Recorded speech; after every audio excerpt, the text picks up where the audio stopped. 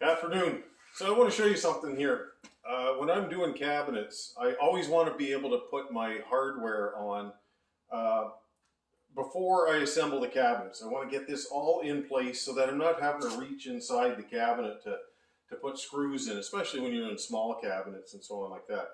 But there's a few other things, the reasons why, because it makes for an easier assembly when you have all your drawer tracks and certainly hinges all in place.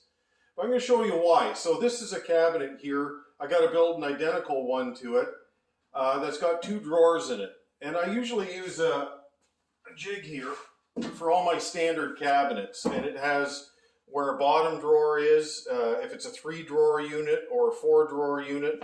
I've got these indexed holes in it. But I can't use that jig for this. For one thing, it's a vanity, so this height is 2 inches shorter than the standard kitchen height. The other thing is the lady who I'm doing this for, she just wants 4 drawers, like 2 and 2 on each side. And so I'm not going to make a custom jig for it. What I'm going to do is just do some very simple layouts so that I can get these tracks in, but get them consistent and parallel every single time. So I'm going to show you what I do when I do this, because it's important. I think if you're building cabinets at home or in a small shop like what I am, you still want to be as efficient as possible. So I'm just going to show you how I do this. All right. So these are some gables that I made this morning. Just cut them up and ran them through my edge bander. So I know my heights of where that rail is going to go. So like where this rail is, I know the height for there. So all I have to do is transfer that off of the bottom here. So 14 and 5/16. And I just make a little mark on my tape measure there so I know where that is each time. And I take my square here. Okay, and this is just a metal tri-square. I like these kind of things. They're very handy in the shop. And I put it right up to that line. Get a couple of spring clamps. Okay. And that's enough to hold this thing in place like this. All I got to do is get this in the right direction. And I want this set back at 11/16. So on my square here, I've marked a little line. And so basically, from this point here to the edge, I want 11/16, because that always works well when I'm making, let's say, a dovetail drawer or just a standard 5/8 drawer. Okay, and all I'm going to do is I'm going to put 2 screws in this thing to hold it in place. So long as this thing's nice and parallel and straight, and then all the way across that, then I'm good to go. There we are. And here's the thing, make sure that you get your screws in the center of these holes. And if you want to do it, just put your thumb on the bottom or the top of the screw there, and then kind of aim it for the hole that way. You just put it on a little bit of an angle until you get the middle, and that'll keep this thing from drifting up or down if you don't get it perfectly straight. So at this point, you don't need the square anymore, and you want to put in your screws, and you want 8 of them in it. Okay, if 8 seems to be the magic number for some reason. If I put in 6, I know I'm going to be back there within a few years and have to put more screws into it. And I really don't know why that is, but it probably it's just enough to get it to move. But with 8 screws in it, I've never had a problem. Yeah, try it out for yourself. But anyways, there we go. Okay, so I've got that middle track, and my divider is going to go right up underneath that. So now this is indexed for my divider. And that's one of the advantages of doing it this way, is just for that simple fact, you've got everything in position, and that's really what you want. So I've made a little jig here, and it's 11/16 because I know my bottom is 5/8, so it's going to sit about a 16th off the bottom. It doesn't need to be right on the bottom, because if for any reason you're off just a little bit, it may affect your bottom when you put it in. So I just go about a 16th above and then I'm fine. So same thing, get the spring clamps, line it up. There we go. Okay, I gotta get one more track for this. I'll be back in a second. All right, here's the track. PPP rule. Prior planning and preparation prevents piss poor performance. Always have your stuff ready. Okay, so same thing here. And on this little jig here, I've got a little hash mark there at 11/16. And I know what that is. And visually you can see it too. You get to the point after you've done this multiple times, you'll know what 11/16 is, you'll know what 5/8 is just by looking at it. Okay.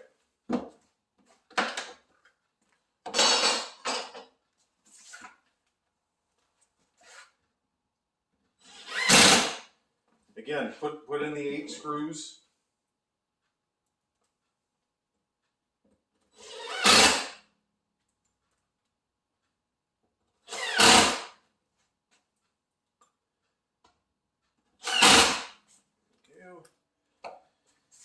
Two more. These screws that I'm using are 5/8 number 8 screws. And when it's 5/8, I'm using 5/8 plywood here, and they never poke through because you've got the thickness of your drawer track. So it's sitting. You're never going to have it poke through at this point. So here, take a quick look at this.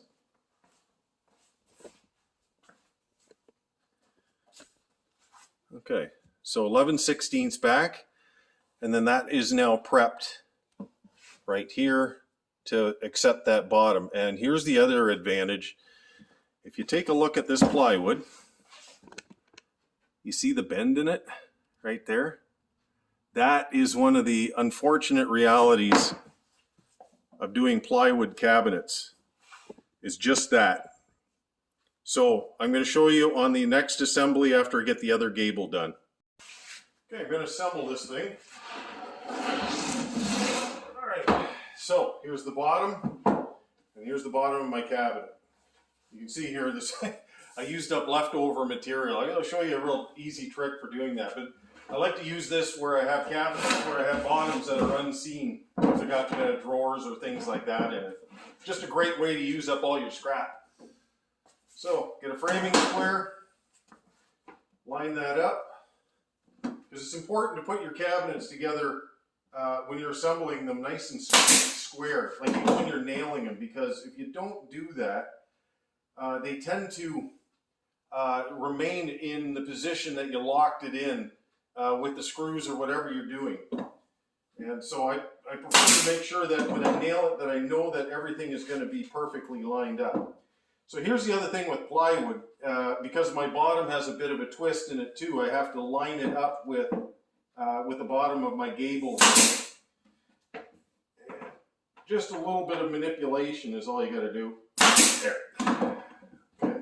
Same thing. I've got a drill countersink.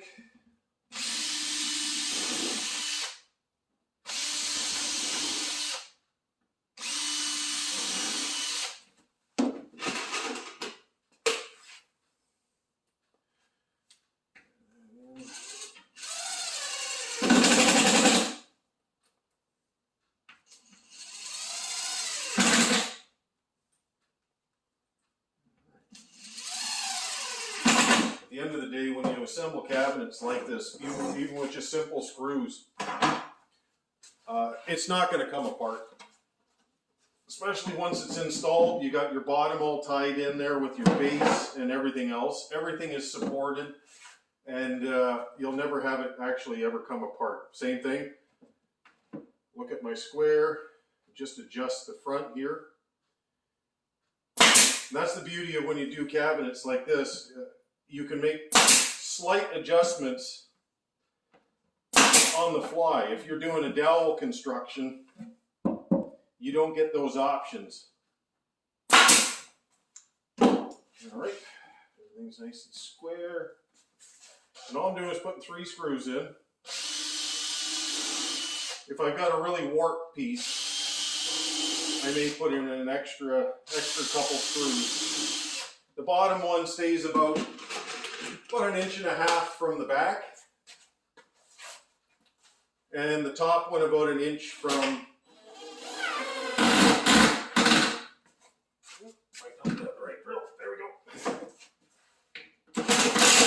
about 1 inch from the front here. Because if you have it too close to the front, you'll find that it may end up puckering your front edge here, especially when you're doing melamine cabinets. There we are.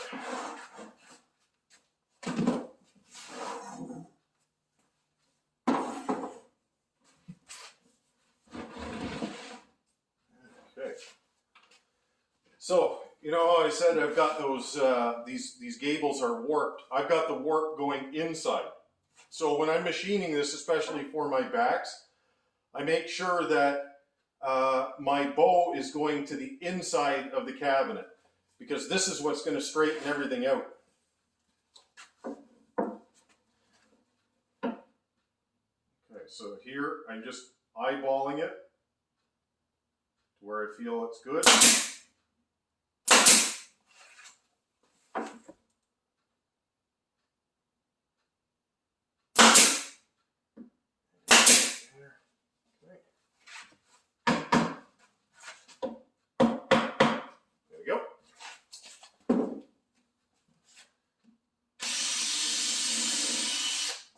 One screw in here to hold it. Because this one's got a bit of a bend in it, I want to make sure that when I put my next middle rail that it doesn't pull out my nails here. So I just want one at the top. Because I'm only assembling this cabinet with 1.25 inch nails.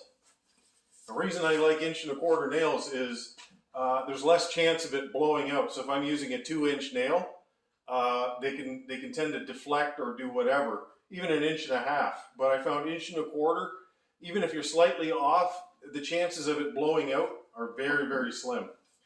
So here, take this, and now I'm straight. Okay, and now that this thing is, it's actually pinching this thing in place, so I don't even have to hold it.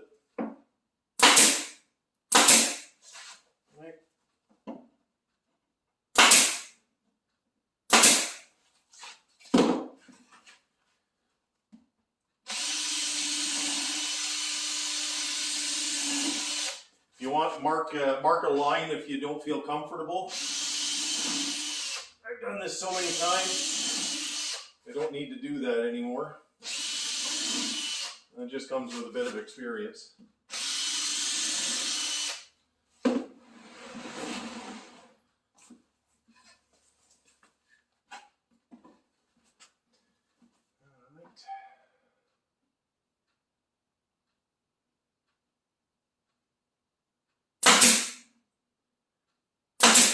It's always putting in that first nail. It's like, oh, yep, yep, move it, nope, nope, nope, yep, nope, and yep. But when it's in the nailed stage, that's the nice part about it, is you can tap it back with a hammer, make it flush, whatever you need to do.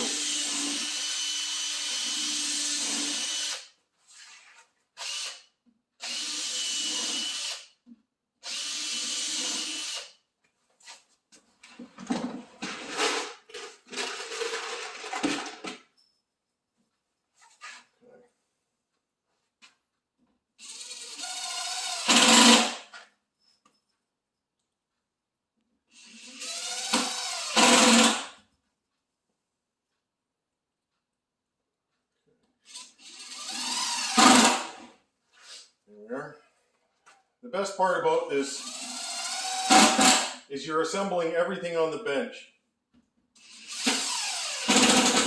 You're not having to crawl around on the ground and try to assemble it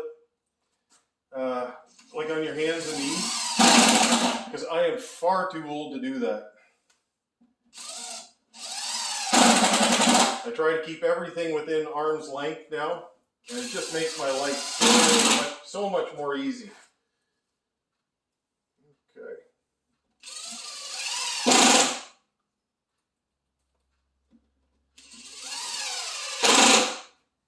There we have it.